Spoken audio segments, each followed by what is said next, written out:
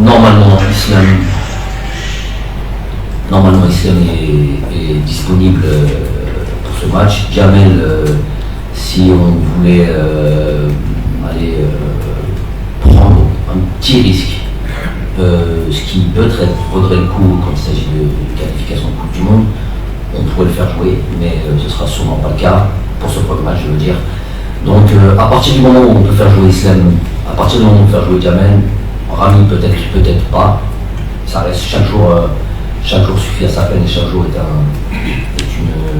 nous donnerons des réponses quant à ça. Je veux dire par là que donc ils vont être, ces gens-là vont être seulement disponibles, peut-être pas les trois, mais au moins deux de ces trois-là. Après, l'incompréhension quand on dit des joueurs blessés, comment c'est qu'ils les convoquent. S'ils sont blessés et qu'ils ne peuvent pas jouer, je ne les convoque pas de manière très logique, je ne suis pas fou, ils ne viennent pas faire ici acte de présence, ou juste, je ne sais pas, apporter un peu de... on a souvent cité ce mot, ambiance, j'en sais rien. Je ne suis pas fou. J'ai les éléments que vous n'avez pas, j'en suis en contact avec eux quotidiennement. Donc c'est vrai que vous avez besoin de vendre du papier, que vous avez besoin de dire des choses, que vous avez besoin de dire comment il ramène des joueurs blessés alors qu'il y a quand même à faire, qu'est-ce que ça veut dire, ça n'a pas de sens. Oui, ça n'a pas de sens si c'est réellement le cas, mais c'est pas le cas. Et on est en qualification de Coupe du Monde, on n'a pas un réservoir de 1000 joueurs.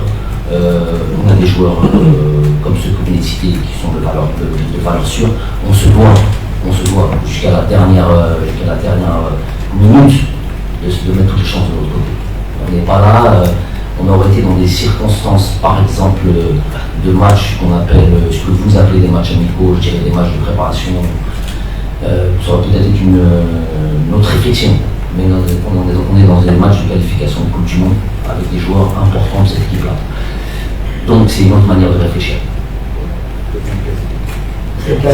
Alors à Moura Kebal, s'ils sont là, c'est qu'ils étaient dans une liste élargie, il faut comprendre la loi, et je vais vous donner cette information pour ceux qui ne savent pas. Peut-être que ça fera réfléchir avant de s'exprimer. Certains qui ne connaissent pas, c'est que 15 jours minimum avant la date FIFA, nous avons envoyé une liste élargie. Si ces joueurs ne figurent pas dans cette liste élargie, le jour de la convocation, s'ils n'avaient pas été mentionnés sur la liste élargie, les clubs ont le droit de ne pas les libérer. Donc ces joueurs-là étaient évidemment dans une liste élargie.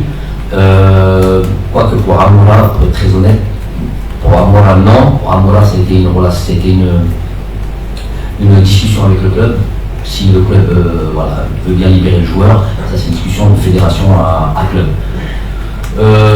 Mais pour Ilan Kebal, ça fait un moment qu'on suit. On va parler joueur par joueur, on va pas les mettre les deux dans le même s'ils sont pas très grands et trucs, on va encore les dissocier quand même. C'est deux joueurs différents. Ilan, ça fait depuis ce début de saison, on mentirait de dire qu'on le suit depuis très longtemps. Il a eu un début de carrière un petit peu, pas dire chaotique, mais fait de près, de ci, de là, d'un niveau bas à remonter là-haut, c'est tout à son mérite. Aujourd'hui, il est quasiment titulaire en Ligue 1. Donc c'est un joueur qu'on suit depuis le début du championnat, qui est un petit peu comme ça éclaboussé et de son talent, un petit peu l'écran, on l'a suivi un petit peu. Je vais être très honnête, je ne pense pas qu'il aurait été là maintenant parce que j'ai besoin de plus d'assurance, j'ai besoin de plus de matchs. Il ne suffit pas de me faire 2-3 rencontres comme ça et puis peut-être disparaître pour aller en équipe nationale. Je pense qu'il faut plus que ça. J'ai une plus haute estime que certains de cette équipe nationale et des critères qu'il faut pour la rejoindre. S'il n'y avait pas eu la blessure d'Adel Mounas, peut-être qu'il ne serait pas là aujourd'hui. Il était dans cette liste élargie, ça veut dire qu'on est derrière lui, ça veut dire qu'on suit le joueur. Il a eu ce mérite en plus, j'apprécie ça, de venir dans les catégories de jeunes de l'équipe nationale d'Algérie, donc ça c'est une bonne chose. Mais voilà, le malheur des uns peut-être fait le bonheur des autres, et puis peut-être qu'on aura l'occasion de voir fouler la pelouse ici ou au Niger, peut-être que pas. Mais en tous les cas, content d'avoir la possibilité de voir ce joueur-là au milieu du groupe et de voir comment il se comporte dans les conditions que sont les nôtres.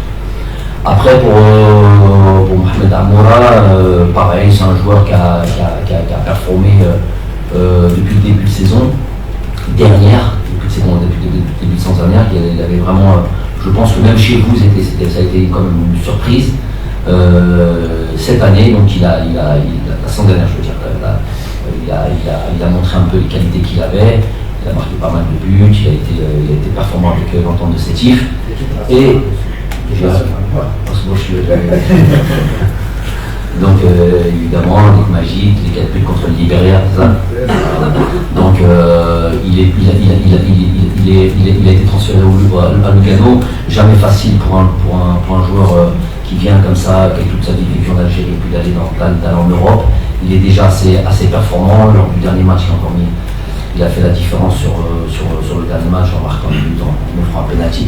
Donc voilà, c'est des joueurs qui sont là, on observe, ils rentrent dans le groupe, puis on les voit au milieu de très important ça de venir et d'un peu de se jauger, puis d'être au milieu du groupe et savoir un peu quelle position peuvent occuper. Donc voilà, c'est des joueurs, je pense, ce sera eux, hein, ils ont beau être jeunes. Moi c'était jeune, t'es vieux, mais le plus important c'est pas ça, le plus important c'est qu'est-ce que tu es capable de donner à cette équipe nationale. Donc ils sont jugés avec les mêmes critères que ce soit Bardal ou que ce soit voilà, le plus jeune ou Eden. Voilà. Donc c'est la même chose pour moi. Et à partir du moment où ils sont dans son groupe d'équipe nationale, on a peut-être un peu plus d'indulgence, c'est normal. Mais voilà, c'est des joueurs, je pense, qui vont apporter ce 109 et sera de le démontrer. J'avais anticipé parce que je voulais dire que c'était aussi une récompense par rapport à sa prestation avec l'équipe.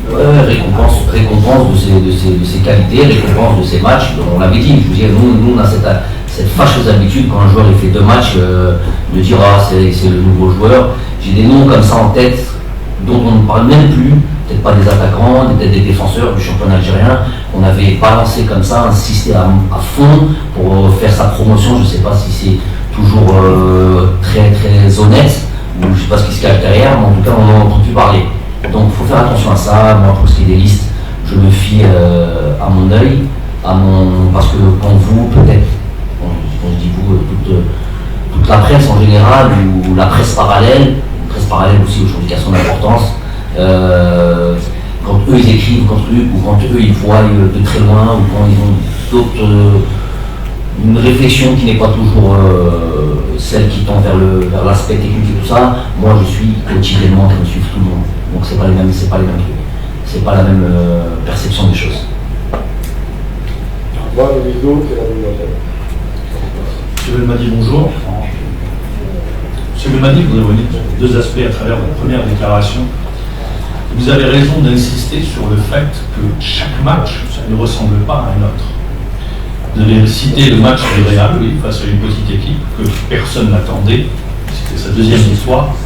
Et vous avez pris le match de 1980, Algérie-Niger, où l'Algérie avait été battue 1-0 avec une grande équipe d'Algérie qui avait été alignée, qui était sur une dynamique de victoire. Et vous, je vais lier 2 choses. Vous avez parlé également du gazon de Lina. C'est pas à vous que je vais apprendre que le détail se cache dans le diable. Et chaque chose a son importance. Alors, je vais aller tout droit à la question. Vous avez tout à fait raison de faire très attention parce que chaque match, et vous le préparez depuis que vous êtes à la tête de l'équipe nationale, et on sait bien l'équipe nationale en termes de résultats. Et on est aujourd'hui à tel niveau. C'est l'équipe qu'il faut battre sur le terrain. Ça, c'est la première chose. Deuxièmement, peut-être que les victoires ont fait que beaucoup ont oublié qu'on a pris un point contre le Niger, qu'on n'a pas été battu par le Niger. Le Burkina, pardon. Et que le Niger n'est pas un petit adversaire et qu'on va juste se balader après le 8-0 comme vous dites. La question est la suivante. Dans une équipe, il arrive, et c'est la 2e mi-temps, d'insister sur cette 2e mi-temps, une équipe est un coup de moins bien, comme vous dites, un passage à vide. Moi, ce passage à vide, comment est-ce que vous allez l'utiliser justement dans la perspective du match contre le Niger, sans aller dans le détail bien évidemment. Merci. Voilà, c'est ça la question. Okay. C'est une bonne question. C'est tout le travail. Bon, Khadan est là, il va falloir quand même le faire travailler un petit peu avec l'image variable. Ça participe un peu à notre réunion. C'est tout le travail que l'on met en place. Pour être très honnête, on a bien analysé cette rencontre contre le Burkina. Toujours, le temps est tellement court que tout ce qu'on fait et tout ce qu'on doit faire sur chaque chose, sur les séances d'entraînement, sur chaque meeting que l'on a, sur chaque séance vidéo, et Dieu se sait qu'on en a pas mal, tout ce qu'on fait doit toujours tendre vers le match qui arrive. Alors là, notamment le match du Niger. Donc tout ce qu'on a étudié aujourd'hui, on a fait l'analyse du match du Burkina, c'est pas une analyse pour faire une analyse, c'est une analyse pour sortir avec des enseignements, pas des enseignements pour l'année prochaine, des enseignements pour le match du Niger.